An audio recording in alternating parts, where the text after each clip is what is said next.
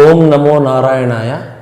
Episode 36లో గ్రహకారకత్వాల్లో శని గ్రహకారకత్వం గురించి ఇప్పుడు తెలుసుకుందాం.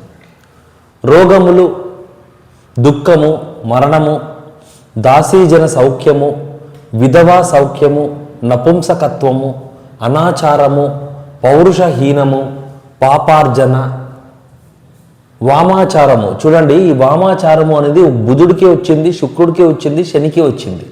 ఆచారాన్ని అమ్మేసేవాళ్ళు అనేసి, అంటే ఆచారాన్ని పాటించకుండా ఉండేవాళ్ళు అని, అంటే వీళ్ళందరూ ఒకే టీంలోకి వస్తారనమాట. ఈ రకంగా కూడా జీవహింస, గోళక మాలిన్య వస్త్రములు, శిథిలా వస్తువులు, కలుడు, క్రూరత్వము, భస్మదారి, సన్యాసి, సన్యాసిని, పాపులతో మైత్రి, నల్లటి వస్త్రములు, శూద్రుడు, పశ్చిమాధిపతి, పశ్చిమానికి అధిపతి అయిన, అధోదృష్టి, కృషీవలుడు, మోసకారి, కారాగారము, శల్యాధిపతి, జీర్ణ వస్త్రధారి, బ్రాహ్మణ ద్వేషి, గుండక, ఇది కూడా క్యాస్ట్ అనమాట. క్యాస్ట్లో చెప్పుకున్నాం మనం. భయంకరుడు, దున్నలకు అధిపతి, జంతువులతో రమించువాడు, కాఠిన్య హృదయము, జూదము, బంధన, తైలము, నీచ విద్య, నీచ దేవతోపాసన, అధర్మము, పాతాళ గృహము, కంచరగాడిదలు, కురూపము, దుష్ప్రవర్తన, దారిద్ర్యము, నీచ జీవనము, వంటలవాడు, మద్యపానము విక్రయించుట, మాంస విక్రయము, మద్యపానము తాగడము, మాంసం తినడం వచ్చి శుక్రుడు, అమ్మేది వచ్చి శని అనమాట. కాబట్టి వీళ్ళు ఫ్రెండ్స్.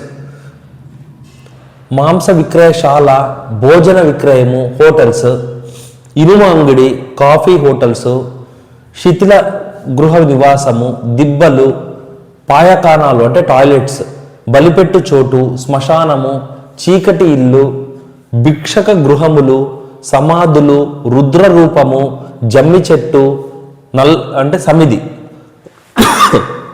నల్ల నూగులు, ధాన్యం, వృద్ధత్వము, వామభాగము, ఎడంభాగం. స్త్రీలకు వృద్ధానికి కారకుడు వచ్చేసి శని, పురుషులకు వృద్ధులకు కారకుడు వచ్చేసి గురువు అన్నమాట.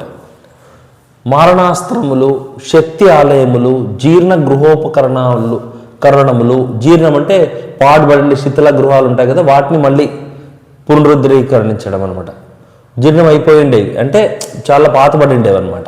నలుపు రంగు, సారాయి, కళ్ళు దుకాణాలు, క్లబ్బులు. అంటే ఇక్కడ వామాచారము అని 3 గ్రహాలకు వచ్చిందండి ఇప్పుడు దాకా, బుధుడు, శుక్రుడు, శని.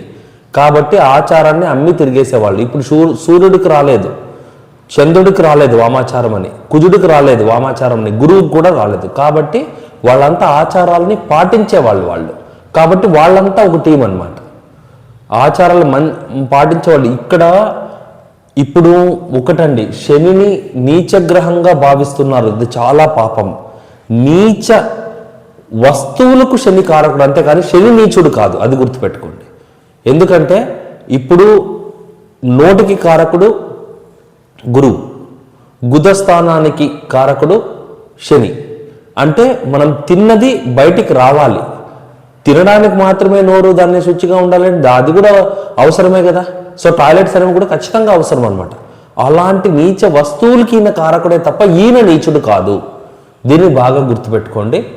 సో ధన్యవాదములు.